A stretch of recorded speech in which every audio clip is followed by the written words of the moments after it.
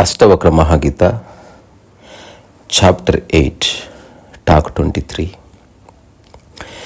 ఇప్పటి వరకు అష్టవక్ర సంహితలో చాలా అద్భుతమైన అధ్యాయాలు ముగిశాయి. 7 అధ్యాయాలు. అష్టవక్ర మహాగీత మొదలైంది జనకుడి యొక్క జిజ్ఞాసతో. బంధం, మోక్షం, ముక్తి, వైరాగ్యం ఇలాంటివి ఎలా వస్తాయి చెప్పండి అన్నప్పుడు అష్టవక్రుడు సుస్పష్టంగా ఆత్యంతిక అనుభవ జ్ఞానాన్ని స్పష్టమైన తేలికైన మాటల్లో చెప్పేశాడు. సో అష్టవక్రుడు చెప్పిన మొదటి అధ్యాయం యొక్క సారం కొన్ని మాటలు చెప్పుకోవాలంటే, నా అని అనుకుంటున్నావు కాబట్టి బంధం ఉంది, అది తీసేస్తే మోక్షమే మిగిలింది. మోక్షం నీ సహజ స్వభావం, సహజ జ్ఞానం నీ సహజ స్వభావం, దానికోసం ప్రయత్నం అక్కర్లేదు, సాధన అక్కర్లేదు అని చెప్పిన తర్వాత జనకుడు ఒక ఆకస్మిక అహోభావానికి లోనై తనలో కలిగిన రకరకాల సంవేదనల్ని ఏకరువు పెట్టాడు. చైతన్య రసాన్ని నేను అన్నాడు, నిర్గుణుణ్ణి నిరాకారుణ్ణి నేను అన్నాడు, వీటితో నాకు సంబంధం లేదన్నాడు, ఈ శరీరానికి ఈ సమస్త సృష్టికి కాంతినిస్తున్న వాడిని నేను అన్నాడు, నా వల్లే అవి ప్రకాశిస్తున్నాయి అన్నాడు, అవి ఉన్నా లేకపోయినా నేను అన్నది ఉంది అన్నాడు. ఆ నేను అన్నది ఒక శుద్ధ చైతన్య స్వరూపం మాత్రమే తప్ప ఒక ఐడెంటిటీ కాదన్నాడు. అదేవిధంగా ఇట్లాంటి విషయాల్ని గమనించిన నిపుణుణ్ణి తద్వారా ఆశ్చర్యం, మహానుభావ ఆశ్చర్యం, నాకు నేనే నమస్కరించుకుంటున్నానన్నాడు. ఇంకా ఎలాగైతే అలలు నీటిలో కలిసిపోతాయో అట్లా ఈ విశ్వమంతా నాలో కలిసిపోతుంది, ఉన్నదంతా ఆత్మ పదార్థమే అని చెప్పిన తర్వాత అష్టవక్రుడు చిన్న ప్రశ్న వేశాడు. నీ అనుభవం నిజమైనదా కాదా అని ఎట్లా తెలుస్తుంది? ఎవరెవరు చెప్పినవి నా ముందు చెప్తున్నావా? ఎందుకంటే ఒక జ్ఞాని, ఒక తాగుబోతు, ఒక పండితుడు, ఒక పామరుడు నువ్వు చెప్పిన విషయాలు చెప్పవచ్చు. అహం బ్రహ్మాస్మి అనవచ్చు, నేను చైతన్య రూపాన్ని అనవచ్చు, చైతన్య రసాన్ని అనవచ్చు, ఉన్నదంతా ఒక్కటే, అదే నేను, అదే ఆత్మ నేను చెప్పవచ్చు, నేను సాక్షిని అనవచ్చు. విశ్వ సాక్షి సుఖీభవ. సో విశ్వాన్ని సాక్షిగా దర్శిస్తూ సుఖంగా ఉన్నవాడిని నేను చెప్పవచ్చు. అయినప్పటికీ అది నిజమా కాదా అని రూఢి ఎట్లా? ఆలోచించుకో ఒకసారి. ఇక్కడి నుంచి వెళ్ళిపోయి నువ్వు మళ్ళీ తిరిగి విషయవాంఛల్లో పడతావేమో, మోక్షం వచ్చింది కదా అని రాజ్యాన్ని త్యజిస్తావేమో. చెప్పడానికి ఏముంది, ఏదైనా చెప్పొచ్చున్నప్పుడు జనకుడు కాస్త చిరునవ్వు నవ్వి చెప్తాడు, మీ ప్రశ్న నాకు అర్థమైంది, మీ ప్రశ్నకి నేను నన్ను నేను సమర్థించుకునే పద్ధతిలో జవాబు ఇవ్వడం లేదు, ఉన్నదేదో చెప్తాను. ఈ ప్రపంచంతో ఒక లీలలా చూస్తున్న వాడిని, నాకేది అంటుకోదు అని చెప్పాడు. మళ్ళీ అప్పుడు అష్టవక్రుడు జనకుడితో అన్నాడు, నువ్వు చెప్పింది చాలా బాగుంది, నీకు మోక్షం కావాలి, అది చాలా సింపుల్. నీ దగ్గరున్న దాన్ని త్యాగం చేసి తద్వారా మిగిలింది మోక్షమే. ఏమునందులో దేహాభిమానాన్ని త్యాగం చేయి, మనస్సు యొక్క స్థితి తద్వారా ఉత్పన్నమయ్యే అలల్లాంటి సుఖ దుఃఖాలని త్యాగం చేయి, విషయవాంఛల్ని, ప్రాపంచిక విషయాల్ని త్యాగం చేయి, అట్లాగే సమస్తాన్ని త్యాగం చేయి. అట్లా ఆ త్యాగం వల్ల నీలో ఒక లయం ఏర్పడి మోక్షానుభూతి కలుగుతుంది, లయం వ్రజ అన్నాడు. దానికి మళ్ళీ జనకుడు, నాకు అర్థమైంది, మీరు నన్ను టెస్ట్ చేస్తున్నారు, సో నేను గ్రహించేది లేదు, త్యాగము చేసేది లేదు, అట్లాగే లయమయ్యేది లేదు, తద్వారా మోక్షము లేదని డిక్లేర్ చేశాడు. సో అష్టావక్రుడు చాలా ఆనందపడిపోయి విని ఉంటాడు ఈ మాటల్ని. ఎందుకంటే ఈ ప్రపంచంలో ఏ ఆధ్యాత్మిక గురువు దగ్గర నిలబడ్డ శిష్యుడు ఈ మాటలు చెప్పి ఉండలేదు. మొట్టమొదటిసారి భూమి మీద ఇట్లాంటి మాటలు జనకుడు చెప్తున్నాడు. అష్టావక్రుడి యొక్క స్థితి అదే. ఏ జ్ఞానోదయం పొందిన వ్యక్తి అయినా అనుభవించే అత్యున్నతమైన స్థితి అదే. అది ప్రదర్శించే స్థితి కాదు, అదొక దర్శనం. ఉన్నది ఉన్నట్టుగా చూడడం, ఉన్నది ఉన్నట్టుగా చెప్పడం, ఇలాంటి ఊహని జోడించకుండా తన స్థితిని యథావిధిగా వ్యక్తపరచడం. సో జనకుడు ఆ విధంగా తన స్థితిని యథావిధిగా వ్యక్తపరిచాడు. మీరు అంటున్న ఈ 4 సూత్రాలు, 4 మాటలు బాగున్నాయి, కానీ అవి నాకు ఎట్లా వర్తిస్తాయి గురూజీ, కొంచెం చెప్పండి. ఏ విధంగా వర్తిస్తాయి అసలు? నేను లయాన్ని పొందడం ఏమిటి, తద్వారా మోక్షాన్ని అనుభూతి చెందడం ఏమిటి? అసలు నాదంటూ ఒకటి ఉంటే కదా నేను త్యజించడానికి. అసలు నేను గ్రహించింది లేదు, త్యజించింది లేదు. చూడ్డానికి ఇట్లా కనిపిస్తుంది, సముద్రంలో అలలు రేగినట్టు. అలల్లాగా కనిపించినప్పటికీ అల సముద్రాన్ని సృష్టించలేదు. సముద్రములో భాగము అల. అట్లా సముద్రము అలని సృష్టించడము లేదు, సముద్రంలో అలలు కరిగిపోవడం లేదు. ఉన్నదంతా సముద్రమే, ఉన్నదంతా చైతన్య స్వరూపమే అని చెప్పిన తర్వాత అప్పుడు అష్టావక్రుడు మొట్టమొదటిసారి సంతృప్తి చెందిన ఒకానొక శుద్ధ మనస్సుతో తన శిష్యుడి యొక్క స్థితిని అభినందిస్తూ ఇంకొన్ని మాటలు చెప్పాడు. ఇక్కడ అష్టావక్రుడు జనకుడిని సమర్థిస్తున్నాడు, సలహాలు ఇవ్వడం లేదు. క్రాస్ చెక్ చేసుకుని అష్టావక్రుడు కూడా చెప్తున్నాడు కొన్ని మాటలు. ఆ కొన్ని మాటల సారాంశమే ఈ చాప్టర్ 8.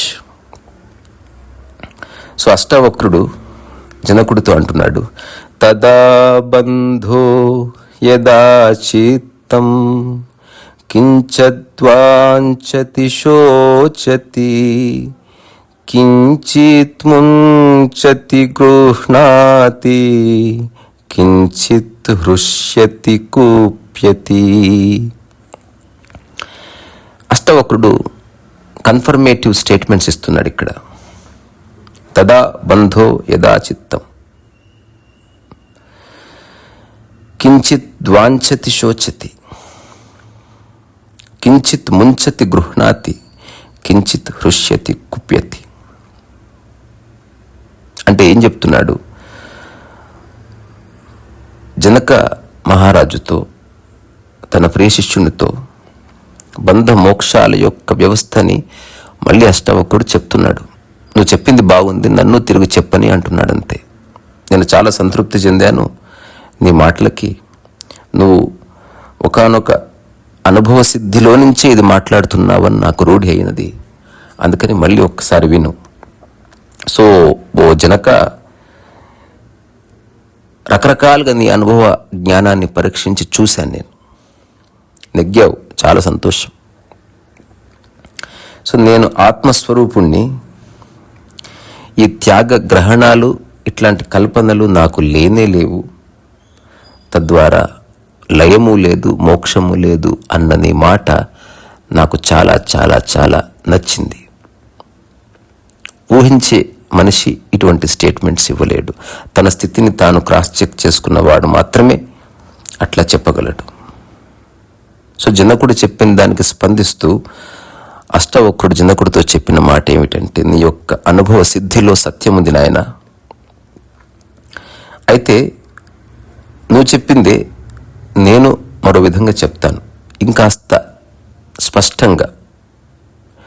ఇది ఎలా ఉంటుంది అంటే, ఒక చిన్న పిల్లవాడు స్కూల్కి వెళ్ళినప్పుడు ఇట్లాంటివి నేర్చుకుని, పదాలు నేర్చుకుని, ఆ తర్వాత 4-5 తరగతుల్లో అన్ని రకాల సబ్జెక్ట్స్ తెలుసుకుని, అట్లా రాను రాను తన సబ్జెక్ట్స్ తగ్గుతూ వస్తాయి. ఇంటర్మీడియట్కి వచ్చిన తర్వాత ఒక 3-4 సబ్జెక్ట్స్, డిగ్రీ వచ్చిన తర్వాత అవే సబ్జెక్ట్స్లో కాస్త డెప్త్, పీజీకి వెళ్ళిన తర్వాత ఒకే సబ్జెక్ట్, ఎంఫిల్లో ఒకే సబ్జెక్ట్లో ఒక అంశం, పిహెచ్డిలో ఆ అంశంలో మూల అంశం వైపు నీ మనసును తీసుకెళ్తారు. రాను రాను దీన్ని ఏమంటారంటే ఇన్వర్టెడ్ ట్రీ మెథడాలజీలో ఎడ్యుకేషన్, రియల్ ఎడ్యుకేషన్ ఉంటుంది. అది ప్రాపంచికమైందన్న, ఆధ్యాత్మికమైందన్న. సో ఫస్ట్ రకరకాల విషయాల్ని పట్టుకున్న మనస్సు మెల్లమెల్లగా విషయాల్ని వదిలేస్తూ మూలం వైపు జర్నీ చేసే ఒకానొక ప్రక్రియ గురించి. సో అల్టిమేట్, సో మనిషిని ఇబ్బంది పెట్టే అంశాలు ఏమిటి అని అష్టావక్రుడు చెప్తున్నాడు, జనకుడు చెప్పిన మాటల్ని సమర్థిస్తూ. సో అష్టావక్రుడు జనకుడితో ఏం చెప్తున్నాడు? మనస్సు రకరకాల విషయాల్ని ఆపేక్షిస్తుంది. అలా ఆపేక్షించిన తర్వాత అవి పొందడానికి నిరంతరం ఉరకలు వేస్తుంది.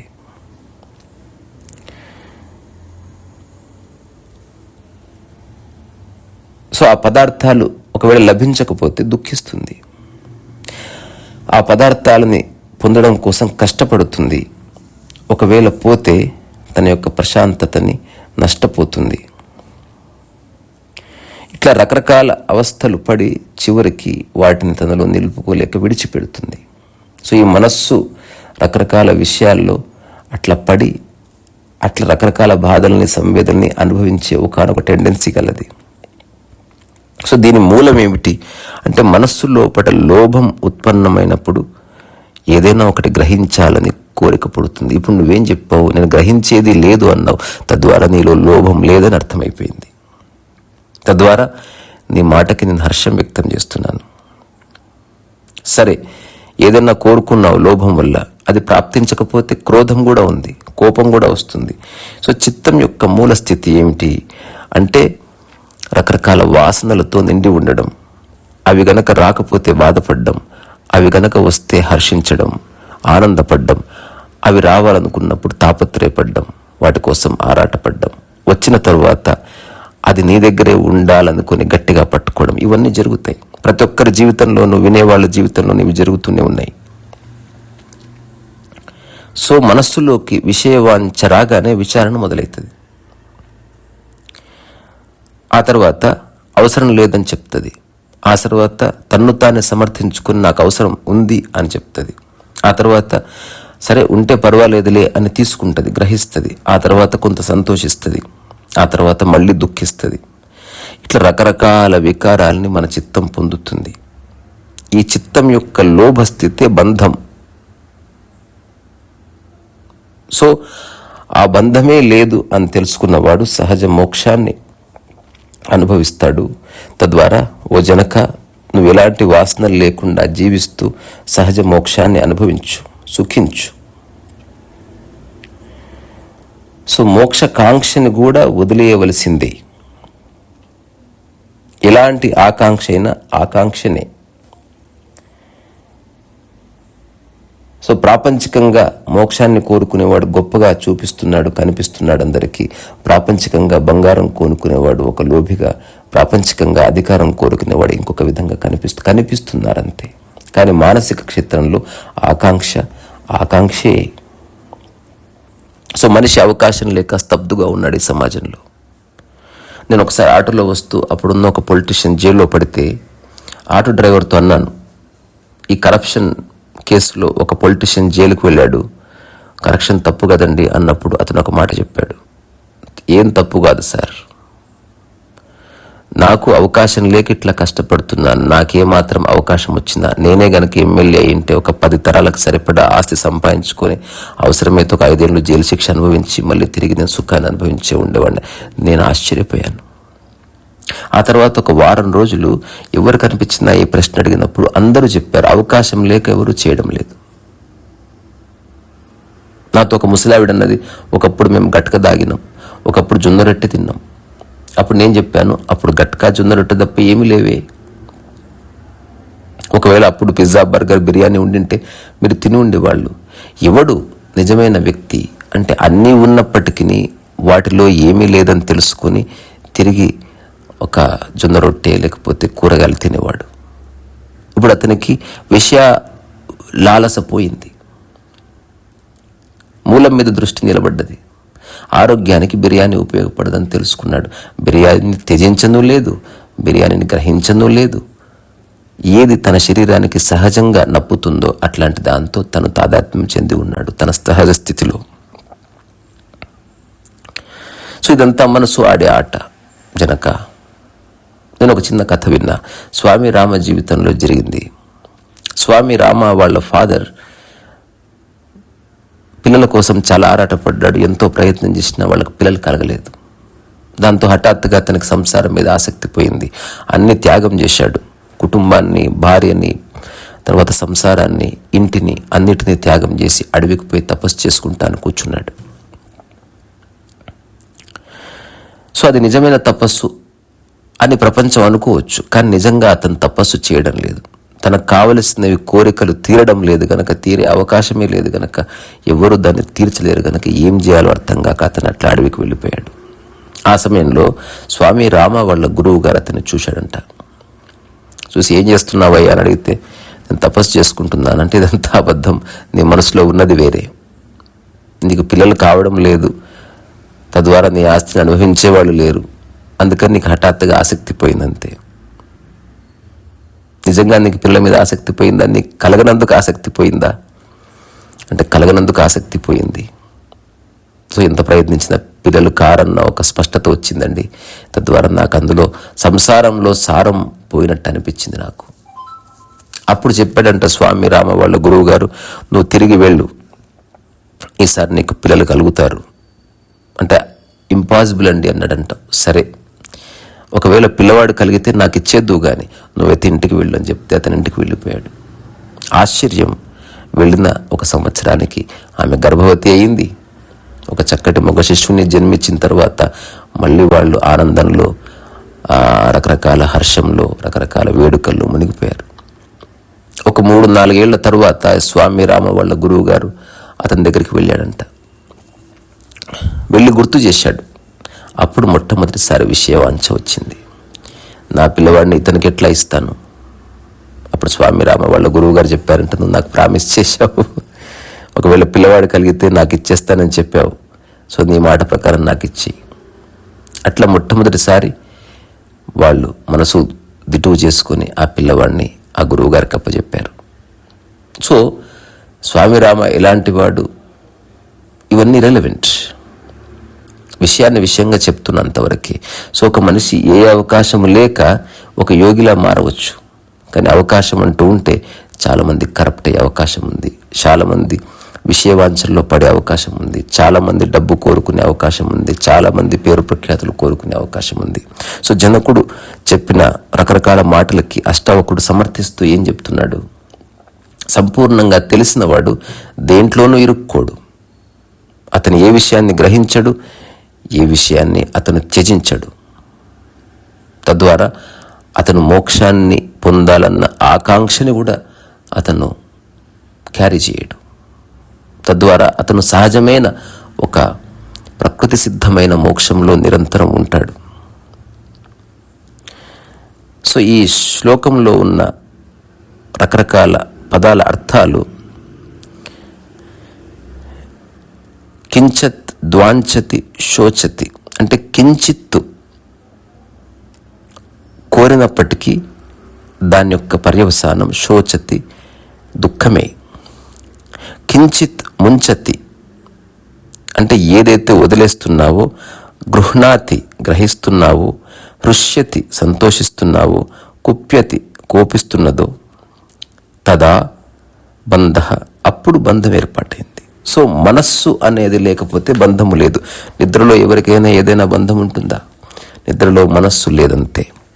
సో మెలకువలో మనస్సు లేకుండా ఉండడం సహజ మోక్షం అని అష్టావక్రుడు జనకుడితో మళ్ళీ ఇట్లా అన్నాడు. తదా ముక్తిర్యదా చిత్తం నవాంఛతి నశోచతి నముంచతి న గృహ్ణాతి నహృష్యతి నకుప్యతి. సో మళ్ళీ చెప్తున్నాడు ఇక్కడ కొంచెం ఇంతకుముందు బంధం గురించి చెప్పాడు. ఆ బంధానికి కారణం లోభం మాత్రమే. ఆ లోభం యొక్క అవతరణ మనస్సులోనే జరుగుతుంది, చిత్తంలోనే జరుగుతుంది. సో ఇప్పుడు అష్టావక్రుడు చెప్పిన సూత్రం పతంజలి యోగ సూత్రాలకు అతీతం. చిత్తవృత్తి నిరోధం యోగం అని చెప్పిన పతంజలి సూత్రానికి కాస్త దూరంగా వెళ్ళి చెప్తున్నాడు అష్టావక్రుడు. జనకుడు అక్కడి నుంచే మాట్లాడుతున్నాడు. చిత్తవృత్తిని నిరోధించాల్సిన అవసరమే లేదు. అందులో లోభం రాకుండా చూసుకో. ఏది గ్రహించకు, ఏది త్యజించకు. దీనికే మరొక పేరు ఎరుక అని. సో ఈ సూత్రంలో అష్టావక్రుడు మోక్షం గురించి చెప్తున్నాడు. సో ఎప్పుడైతే వాంఛ మన మనస్సు వదిలి బాధని పట్టించుకోకుండా సుఖ దుఃఖాలని సమానంగా ఒక సంయమనంతో చూడగలుగుతుందో అప్పుడు ముక్తి ప్రాప్తిస్తుంది. సో మనసు ఉన్నందుకు భోగము, శోకము, అలాగే మమత, అనురాగాలు ఖచ్చితంగా వస్తాయి.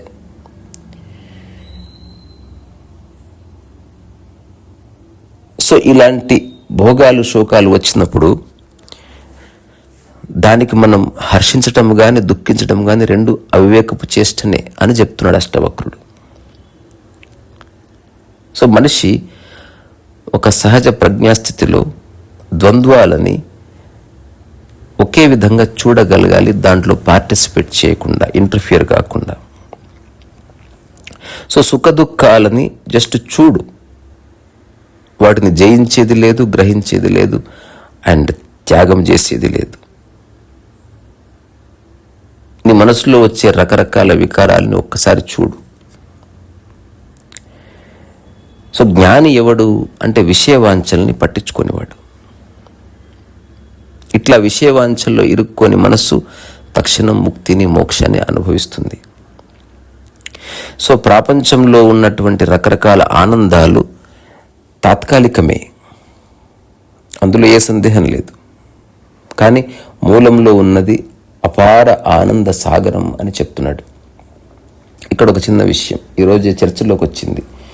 నీ ఆనందం వస్తూ పోతూ ఉందనుకో, తద్వారా ఆనందం తెలుస్తుంది నీకు.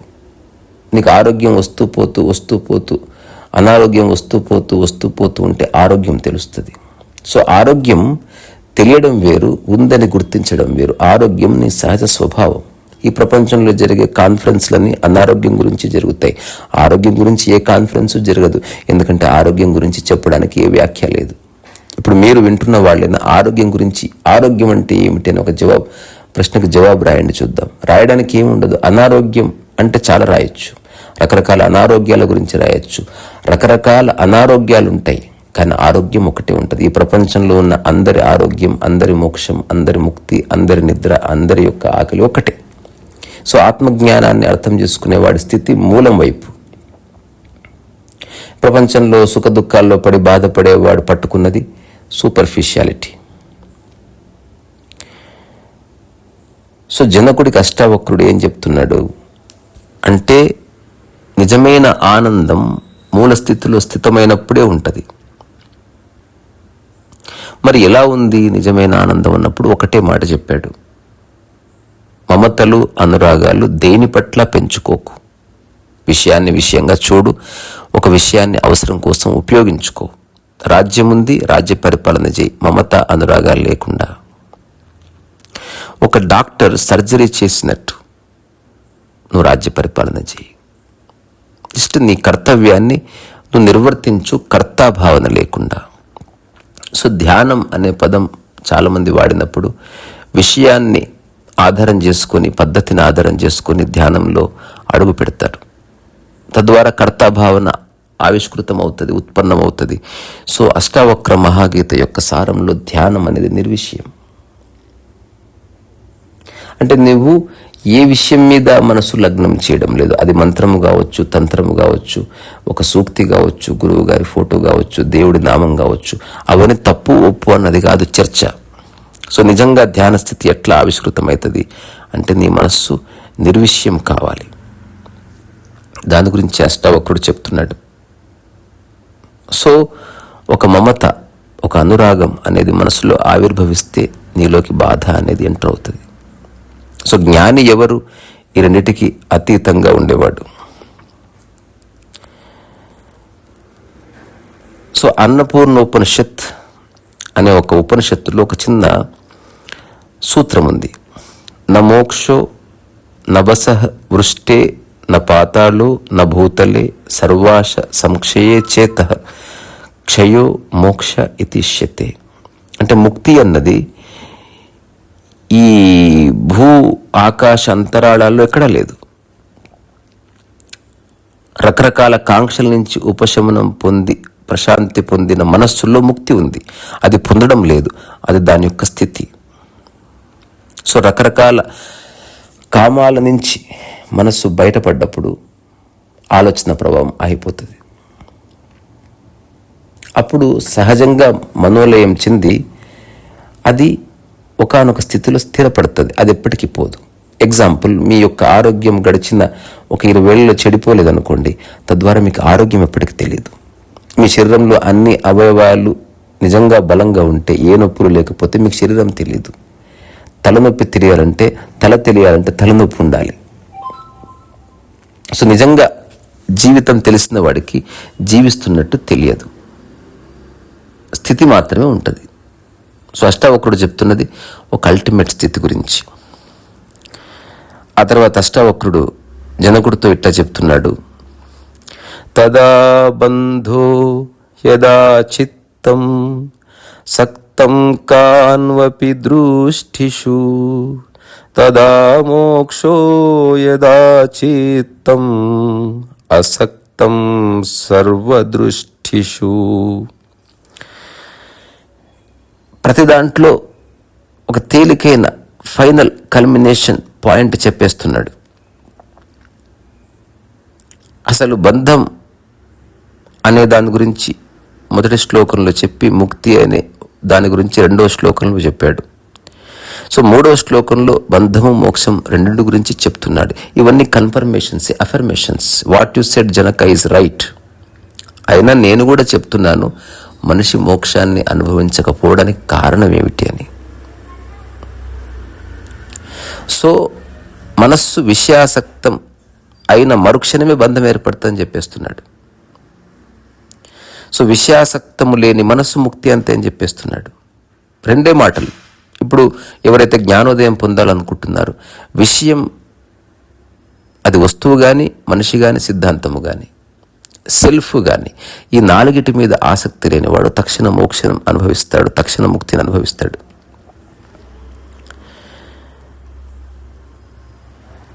సో ఏవేవైతే మనకు బాహ్యంగా కనిపిస్తున్నాయో అవన్నీ అనాత్మ. అవన్నీ జస్ట్ ఈ ప్రపంచంలో నీ యొక్క కదలికలు హాయిగా ఉండటానికి ఉపయుక్తాలు అంతవరకు. అట్లాంటి వాటితో నిన్ను నువ్వు జోడించకు. వాటిని జస్ట్ అవసరం కోసం వాడుకో. వాటిని నువ్వు ఇప్పుడు ఎగ్జాంపుల్ ఒక ఫోన్ కొనుక్కున్నావు అనుకో, ఆ ఫోన్ని గ్రహించకు. తద్వారా ఫోన్ మీద విరక్తి కలిగినప్పుడు త్యజించాలనిపిస్తుంది. Phone just ఉపయోగించుకో. దాన్ని గ్రహించను వద్దు, దాన్ని త్యాగము చేయను వద్దు.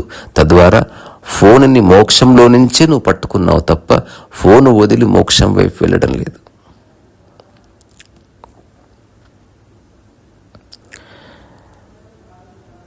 సో ఆత్మజ్ఞానం ఒక మనిషికి కలగనంత వరకు రకరకాల విషయాల వలల్లో మనసు అట్లా చిక్కుకొనే ఉంటుంది. అది ఏ విషయమైనా కావచ్చు, పాలిటిక్స్ కావచ్చు, లేకపోతే సక్సెస్ కావచ్చు, ఫెయిల్యూర్ కావచ్చు, డబ్బు కావచ్చు, అమ్మాయి కావచ్చు, లేకపోతే మహత్వాకాంక్ష కావచ్చు, పరువు ప్రతిష్ట కావచ్చు, మతం కావచ్చు, కులం కావచ్చు, గురువు కావచ్చు, ధ్యానం కావచ్చు, పద్ధతి కావచ్చు, రుద్రాక్ష కావచ్చు, ఏదైనా 100 విషయాల్ని పట్టుకున్న మనస్సు, ఒక్క విషయం పట్టుకున్న మనస్సు పట్టుకుంది ఏదో ఒక దాన్ని. సో ఆ పట్టుకునే మనసు పోవాలని చెప్తున్నాడు. సో ముక్త పురుషుడికి అసలు బంధాలే ఉండవు. ఎందుకు? అతను బంధం క్రియేట్ చేసుకోవడం లేదు. సో అతనిలో ఒక విషయానికి సంబంధించిన ఆలోచన అనేది లేకుండా చూస్తున్నాడు. కృష్ణమూర్తి యొక్క సమగ్ర సారం ఇది, చాయిస్లెస్ అవేర్నెస్. ఒక విషయాన్ని విషయంగా చూడు, వస్తువుని వస్తువుగా చూడు, అక్కడితో అయిపోయింది. దాని పేర్లు నామరూపాలతో సంబంధం లేదు. దానితో అవసరం ఉంది, దాన్ని ఉపయోగించుకో. ఇప్పుడు మీ మనసులో రకరకాల విషయాల గురించి రకరకాల ధారణలు ఉంటాయి. నేను 2 వస్తువులు చెప్తాను, వాటి పట్ల మీలో ఏ సమాచారం లేదో చూసుకోండి ఒకసారి. చెప్పులు, చీపురు. చెప్పులు అటుపక్కుంటే చీపురు ఇటుపక్కు ఉంటుంది. దాని మధ్య ఉన్న ప్రతి వస్తువు పట్ల మీకు ఒక ధారణ ఉంది. అదే మనల్ని బాధిస్తుంది. సో చెప్పుల పట్ల ఏ ధారణ ఉండదు, చీపురు పట్ల ఏ ధారణ ఉండదు. చీపురు ఊడ్చినప్పుడు వచ్చే కసువు పట్ల ఏ ధారణ ఉండదు. నీళ్ళు ఎవరికన్నా ఇచ్చినప్పుడు ఏ ధారణ ఉండదు. సో అప్రయత్నత ఎక్కడుందో అక్కడ ధారణలు ఉండవు. ఎక్కడ ప్రయత్నం వల్ల నీ జీవితంలోకి ఒకటి ఆహ్వానిస్తున్నావో అక్కడ విషయం పట్ల ఆసక్తి ఏర్పడి మనస్సు స్ట్రాంగ్ అండ్ యాక్టివ్ అవుతుంది. దీనికి ఒక చిన్న ఉపమానం ఉంది. బీజం ఉందా, అది ఎప్పుడు నేల మీద పడితే అప్పుడు మొలకెత్తవచ్చు. అట్లా అవకాశం ఉంటే ఎవరిలో అయినా విషయవాంఛ కలగొచ్చు. సో అష్టావకుడు చెప్తున్న కాంటెక్స్ట్ ఏమిటి? ఆ బీజాన్ని ఎవడో పొయ్యి మీద వేయించాడు. సో బీజం బీజ రూపంలోనే ఉన్నట్టు కనిపించినప్పటికీ దాంట్లో అంకురార్పణ జరిగే ఒకానొక తత్వం ముగిసిపోయింది. అట్లా నీ మనస్సులో ఉన్న చిత్తములోనే లయమై ఉంది తప్ప ఆ చిత్తము వేరే వాటి మీద ఫోకస్ అవ్వడం లేదు. చాలా సింపుల్. సో చూసేది ఏదైనా నీ కంటికి కనిపించేది సత్యము కాదని తెలుసుకో. అదంతా జడం. సో అహంకారం అనే దాన్ని నీ జీవితం నుంచి తీసేసేయి. అహంకారం యొక్క వ్యాప్తి, అహంకారం యొక్క ఆవిర్భావం ఎలా జరుగుతుంది అంటే, నీ మనసులో నాది అన్న ఆలోచన, సొంతం చేసుకోవాలన్న ఆలోచన రాగానే అహంకారం యొక్క ఆవిర్భావం జరుగుతుంది. ఏదైతే నీవు సృష్టించావో, ఏదైతే నీవు నీది అనుకుని ఒక ట్యాగ్ లైన్ వేశావో, అక్కడ అహంకారం యొక్క ఆవిర్భావం ఉంది. ఈ ప్రపంచంలో కోట్ల వస్తువులు ఉన్నాయి. వాటిని పట్ల నీకే తాదాత్మ్యత లేదు. కానీ నువ్వు కొనుక్కున్న ఒక్క టీవీ వల్ల నువ్వు అది పగిలిపోతే బాధపడవచ్చు, కొత్త టీవీ కొనుక్కున్నప్పుడు వేరే వాళ్ళు మెచ్చుకుంటే ఆనందపడవచ్చు. ఈ రెండు అబద్ధాలే, ఈ రెండు కల్పనలే. టీవీ నువ్వు అవసరం కోసం కొనుక్కున్నావు తప్ప టీవీ వల్ల నీకు వచ్చేది లేదు, పోయేది లేదు. టీవీ ఉన్నప్పుడు ఎలా ఉన్నావో, లేనప్పుడు అలాగే ఉన్నాను అని తెలుసుకొని టీవీని పట్టుకో, టీవీని చూడు. సో లోపల వదిలేసి చేయితో పట్టుకో. అట్లాంటి స్థితి ఉంది. అట్లాంటి ఒకానొక స్థితి గురించి అష్టావక్రుడు చెప్తున్నాడు. సో ఒకటే మాట, విషయ దృష్టే బంధం, విషయరాహిత్యం ముక్తి, అహంకారం యొక్క త్యాగం మోక్షం, అహంకార స్థితి బంధం. ఈ 4 స్టేట్మెంట్స్ చూడండి. అహంకార స్థితి బంధం, అహంకార త్యాగం మోక్షం, విషయ సృష్టి బంధం, విషయరాహిత్యం ముక్తి అన్నాడు. సో ముక్తికి మోక్షానికి ఉన్న వ్యత్యాసం కూడా అత్యల్పం. మోక్షం అన్నప్పుడు ఇంకేదో ఒకానొక దాని సంబంధం నీలో కలిగి ఉంది, దాని పట్ల మోక్షం అని. ముక్తి అన్నది ఆ మోక్షం నుంచి కూడా విముక్తి కలిగింది. ఆ తర్వాత అష్టావక్రుడు జనకుడితో చెప్తున్నాడు, యదా నాహం తదా మోక్షో యదాహం బంధనం తదా మత్వేతి హేళయా కించిత్ మా గృహోణ విముంచమా. ఇక్కడ ముగిస్తున్నాడు తన యొక్క అబ్జర్వేషన్. సో ఇక్కడ జనకుడు చెప్పిన రకరకాల విషయాల్ని అష్టావకుడు సమర్థిస్తూ ఇంకాస్త సింప్లిఫై చేస్తున్నాడు. ఈ సూత్రాల సారం ఒక్క మనిషి నిజంగా అర్థం చేసుకుంటే ఏ పుస్తకాలు, ఏ సమాచారం, ఏ గురువు, ఏ ఆశ్రమం ఎవరు అక్కర్లే. This is very bold statement, కానీ కరేజ్ ఉండాలి. ఎంత సింపుల్గా చెప్పాడు అసలు. అహంకార స్థితి బంధం అంతే. నా అనే ఒక్క వస్తువున్న బంధం ఏర్పడ్డది. అహంకార త్యాగం మోక్షం. నా అన్న త్యాగం చేసేసావా, మోక్షం ఏర్పడ్డది. విషయ దృష్టి బంధం.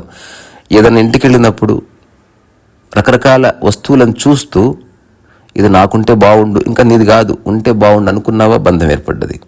అట్లాంటి విషయాలను వద్దనుకున్నావా, ముక్తి. సో విషయ రాహిత్యం కంప్లీట్గా ఏర్పడడంతో నీకు ముక్తి. సో అందులో మోక్షానికి సంబంధించిన భావన కూడా ఉందని చెప్తున్నాడు. ఇది సత్యం, ఒప్పుకున్నా ఒప్పుకోకపోయినా ఉన్నదంతే. సో ఈ సూత్రం, చివరి సూత్రం 8వ చాప్టర్లో, యదా నాహం తదా మోక్షం యదాహం బంధనం తదా మత్వేతి హేళయా కించిత్ మా గృహాణ విముంచమ. అంటే ఏం చెప్తున్నాడు? అహంకార నిర్మూలన మోక్షం. సో ఈ భావం నీ అర్థం చేసుకోవడానికి నీ జీవితంలో ఈ 2 విషయాల్ని దరిచేయనీయకు. త్యాగం చేయడం, గ్రహించడం. అహంకారానికి, ముక్తికి ఒక ప్రబల శత్రువు అని చెప్తున్నాడు. అది ఏ విషయం పట్ల అహంకారమైన, నువ్వు నా అన్నది దేనికి తగిలించిన అహంకారం వస్తుంది. ఈ 3 పదాలు అర్థం చేసుకోవడం చాలా ముఖ్యం. నా, నేను, నాది. నాది అన్నప్పుడు ఒకానొక దాంతో నువ్వు ఏర్పరచుకున్న ఒక బంధం.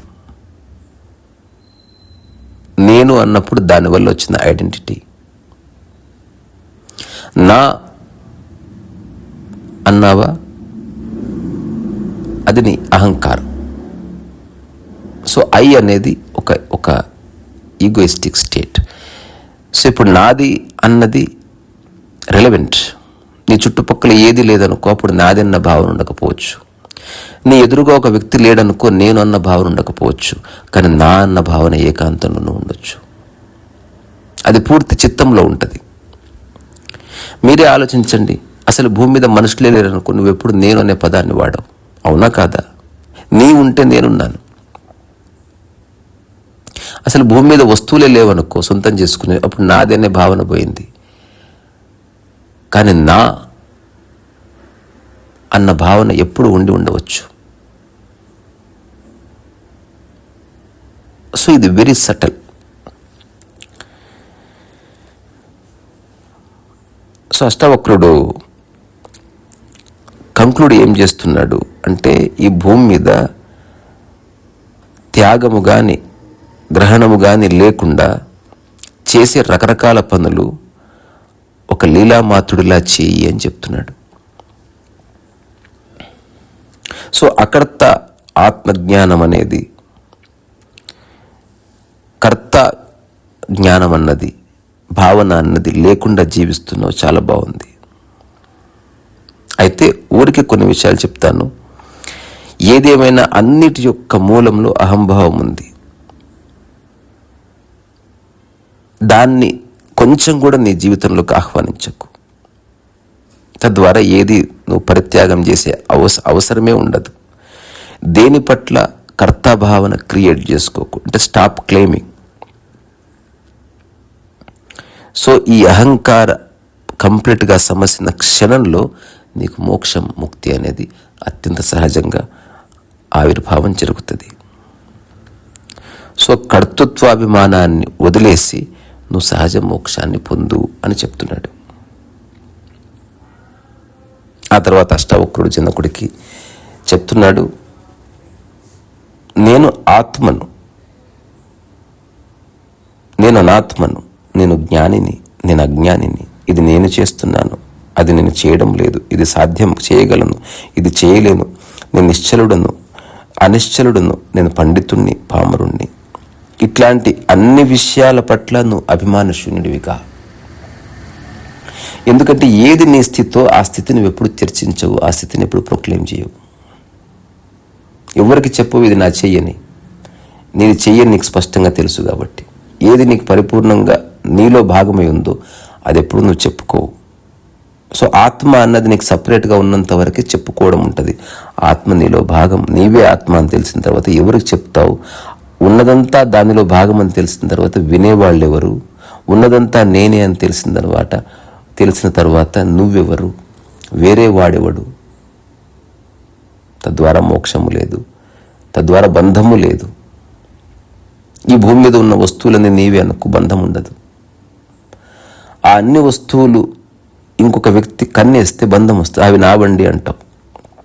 మీరే చెక్ చేసుకోండి. మీ ఇంట్లో మీరు ఉన్నారు, అన్ని వస్తువులు ఉన్నాయి, ఎప్పుడు వాటి పట్ల బంధం ఉండదు మీకు. అంతలో ఒక వ్యక్తి వచ్చాడు తన వస్తువు తీసుకొని, వెంటనే నీ వస్తువుల పట్ల నీకు దృష్టి ఏర్పడుతుంది, బంధం ఏర్పడుతుంది. సో ఈ భూమి మీద ఉన్నదంతా నీవే అనుకుంటే ఏ బంధము లేదు. తద్వారా నువ్వు గ్రహించడం అవసరము లేదు. గ్రహించినప్పుడు త్యాగము చేయాల్సిన అవసరం లేదు. తద్వారా త్యాగము, గ్రాహ్యము రెండూ లేవు కాబట్టి మోక్షము లేదు. సో ఈ లాస్ట్ కపుల్ ఆఫ్ టాక్స్లో ఒకటే విషయం మాటికి చెప్పబడుతుంది. అది మీరు కూడా రిజిస్టర్ చేసుకోండి. చెప్పిందే చెప్తున్నాడు అనుకోవద్దు. చెప్పిందే చెప్పడం వేరు, చెప్పింది అర్థం కావడం వేరు. అర్థం చేసుకోవాల్సిన విషయం ఇంతే. ఏది ఇక్కడ నీది కాదు, కానీ వాటితో అవసరాలు ఉన్నాయి. అవసరాలు మాత్రమే తీర్చుకో. నా లేకుండా ఒక వస్తువును పట్టుకో. వస్తువుని చేయితో పట్టుకో, మనసులో పట్టుకోకు. తద్వారా మోక్షంలో నుంచి ఒక వస్తువుని నువ్వు పట్టుకున్నావు తప్ప ఆ వస్తువుతో నీకే బంధము లేదని నీకు అనుభవంగా తెలిసిన క్షణం అష్టావక్రుడు ఏం చెప్తున్నాడో, జనకుడు ఏం చెప్తున్నాడో స్పష్టంగా అర్థమవుతుంది. సో అప్రయత్నంలోకి రా. అష్టావక్రుడు చెప్తున్న స్థితి, జనకుడు చెప్తున్న స్థితి అల్టిమేట్ స్టేట్ అది. సో ఏ విషయాలందు అభిమానం లేనప్పుడు నీ ఉండే స్థితి సచ్చిదానందం. అది సహజంగా దానికంటూ ఒక వెలుగు ఉంటుంది, దానికంటూ ఒక బలం ఉంటుంది. అది న్యాచురల్ స్ట్రెంగ్త్. ఒక చిన్న కొమ్మ మీద ఒక ఫ్లవర్ అట్లా నిలబడుతుంది గాలి గోగులాడుతూ, దాని బలం అది. సున్నితత్వమే దాని బలం. ఇలా చేయి తగిలిస్తే పువ్వు విరిగి కింద పడవచ్చు, బట్ అది ఎవ్వరు ముట్టుకోకపోతే దాని శిఖరం మీద ఎంత అద్భుతంగా నిలబడుతుంది. అట్లా ఆత్మాశ్రయుడవై ఆత్మవేయి నువ్వు అట్లా జీవించు.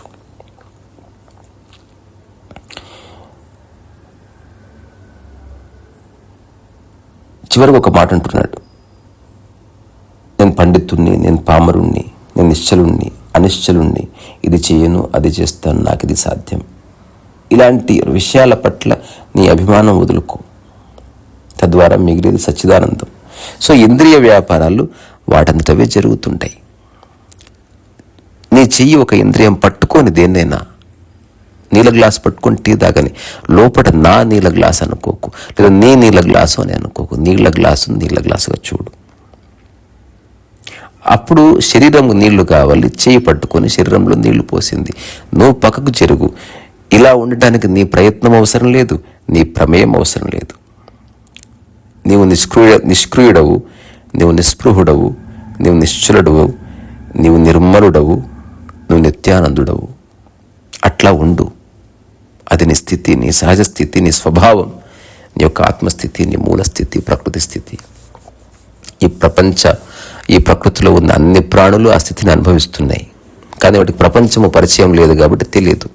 అనారోగ్యం లేకపోతే ఆరోగ్యం తెలియనట్టు. కానీ మనిషి ప్రపంచంలో బడి రకరకాల విషయవాంఛల్లో భోగలాలసలో పడ్డందుకు అతనికి ఈ చిక్కంతా వచ్చింది అని అష్టవక్రుడు చెప్పి జనకుడి వైపు నిశ్చలంగా చూశాడు. ఆ తర్వాత అష్టావక్రుడే జనకుడు చెప్పిన దాన్ని సమర్థిస్తూ ఇంకొన్ని విషయాల్ని ఉటంకిస్తున్నాడు. నువ్వు చెప్పింది కరెక్టే, ఇంకాస్త సింప్లిఫై చేసి చూడొచ్చు, ఒక్క మాటలో చెప్పొచ్చు. అసలు ఆత్మజ్ఞానానికి ఏ ప్రయత్నం అక్కర్లేదు. ఇంతకుముందు చెప్పిన 4 మాటలు చెప్పి నేను ముగిస్తాను. అహంకార స్థితి బంధం, అహంకార త్యాగం మోక్షం, విషయ దృష్టి బంధం, విషయరాహిత్యం ముక్తి. సో ఈ 4 విషయాలు అర్థం చేసుకుంటే సరిపోతుంది, అంతకుమించి మరేమీ లేదు. ఇదంతా ఎందుకు? ఉన్న చోటే జీవితాన్ని సమగ్రంగా అనుభవించడానికి తప్ప పీకులాడ్డానికో కోట్లాడ్డానికో వాటి కోసం జీవితం లేదని తెలుసుకుంటే అష్టవక్రుడు మీ జీవితంలోకి ఎంటర్ అవుతాడు. ఇంకా కొట్లాడే విషయాలు, ఇంకా పట్టుకునే విషయాలు, ఇంకా నా అనుకునే విషయాలు, ఇంకా పోరాడే విషయాలు ఏమైనా ఉన్నాననుకోండి, అష్టవక్రుడు ఇంకా మీలోకి చొరపడే స్పేస్ లేదు. అష్టావక్రుడు మీలోకి రావాలి, జనకుడు చెప్పిన విషయం మీలోకి దిగాలి. ఇప్పుడు నేను చెప్తున్న ఈ తేలికైన మాటలు నిజంగా అనుభవంలోకి రావాలంటే దానికి తగ్గ స్పేస్ ఉండాలి. అప్పటి వరకు ఇది జస్ట్ వ్యాఖ్య, కాస్త చెవులకి వినేవాళ్ళకి ఆనందం అంతవరకు. రీ సరస్సు వయసు.